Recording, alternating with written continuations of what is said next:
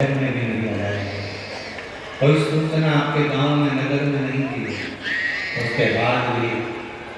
आप लगभग 7 दिन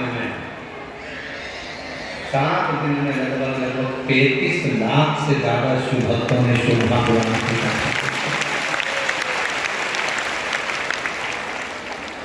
सोशल मीडिया पे अलग, आस्था पर अलग, केवल पंडाल की बात चल रही है कि 7 दिन में कम से कम 33 लाख शुभ भक्तों ने शुभ ग्रहण किया। कोई निमंत्रण नहीं, कोई चावल नहीं, कोई कुछ आपको पहुंचाया नहीं, उसके बाद आप यहाँ आए कथा सुना।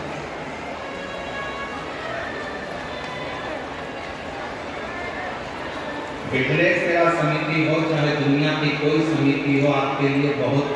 ज्यादा व्यवस्था नहीं कर सकते, क्योंकि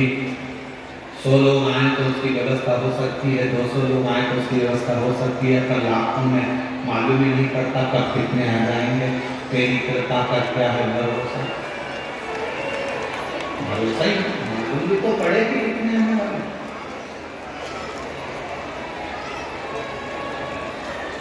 अच्छा देखो,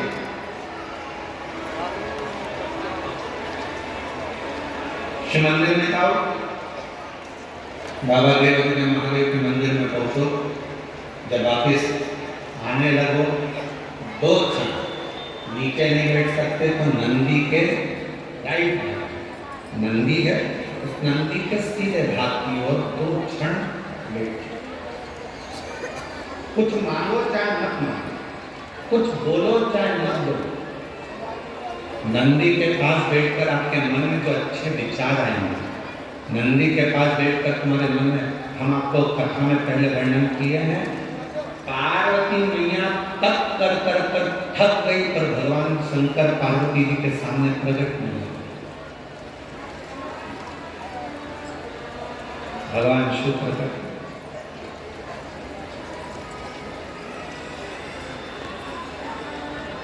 यहाँ तक कि माँ पार्वती जी का नाम अर्पणा पड़ गया,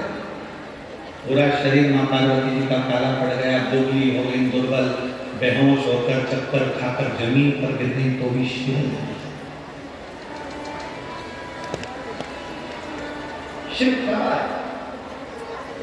जब माँ पार्वती जी की सहेली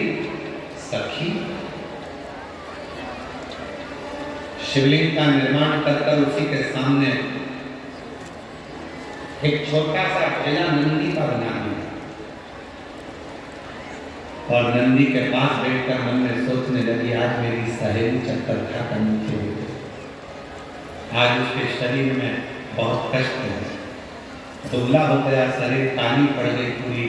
बस नंदी के पास बैठकर वो अपनी सहेली के बारे में सोच रही थी। वो सखी सहेली के लिए सोच रही थी, इतनी देर में तो देव अग्नि महादेव पार्वती जी के सामने बैठे सम्मुख प्रकट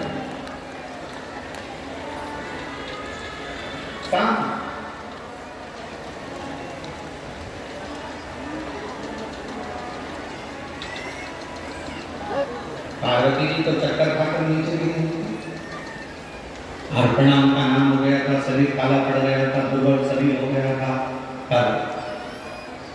उनकी सहेली ने नंदी के पास बैठकर पार्वती जी का स्मरण करा कि मेरी सहेली का ये हाल हो गया, और नंदी ने सुना। कहते हैं नंदी के कानों में शब्द पहुंचता है, वो शब्द सीधे शंकर के हृदय से टच हो जाता है।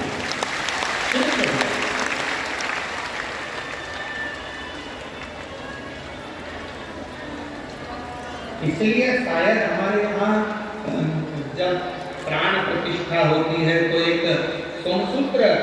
बनता, एक सोने का तार शिव और नंदी के बीच में एक तार होता है, एक चांदी का तार डलेगा चाहे स्वर्ण डलेगा, पर एक तार शिवलिंग के नीचे से नंदी के सामने तक, नंदी के चरण तक वो तार जाता है, जिसको पत्थर से भर दिया जाता है, जमीन में दबा दिया जाता है, उससे उसका संबंध उससे उसका जैसे विवाह करते हो तो गठजोड़ा बांधते हो, लोग यहाँ आते हैं देवघर में तो बाबा का गठजोड़ा बांधते हैं, तार से तार को जोड़ते हैं। उसी तरह शिव से नंदी और नंदी से शिव को जोड़ते दोनों।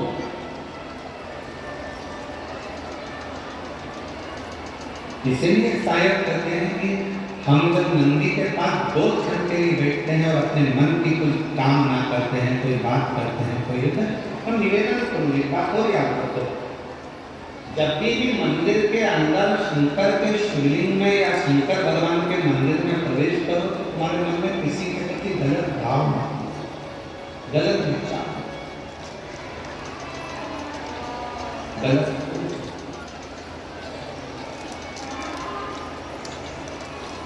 गलत विचार आएंगे तो वो गलत ही होगा। आप लोगों में तो कई माताएं ऐसी हैं, कई भाई ऐसे हैं, कई मेरी बेटियां ऐसी हैं, कई मेरे बेटे ऐसे हैं, कई मेरी जीजियां ऐसी हैं, कई मेरे जीजा ऐसे हैं, कई माताएं ऐसी हैं, कई पिता ऐसे हैं जो दिन में मंदिर में जाते हैं तो भगवान के सामने जाकर सोचते हैं तुम मर जाओ तो अच्छा, बहुत परेशान हो गई भगवान,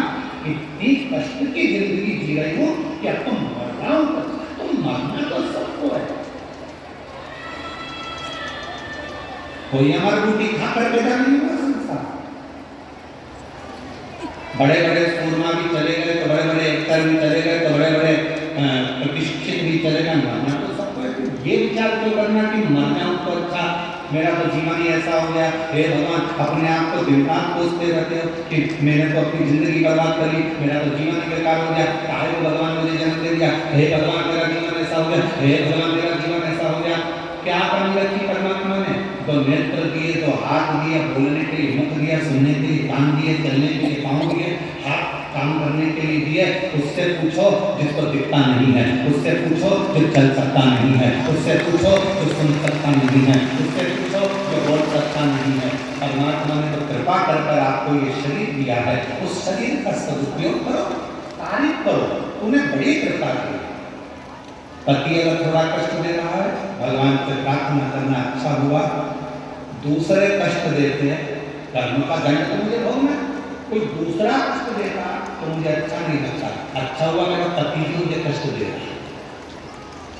पत्नी कष्ट दे रही है तो भगवान को प्रार्थना करना। दूसरा कोई कष्ट देता तो सहन नहीं कर पाता। अच्छा हुआ कि मेरी पत्नी मुझे कष्ट दे रही है, मेरे कर्म का दंड तो मैं भोग रहा हूँ। दूसरा तो नहीं भोग पा रहा, अपने घर के भोग पा रहा। बेटा अगर कष्ट दे रहा तो परमात्मा को धन्यवाद देना, अच्छा है,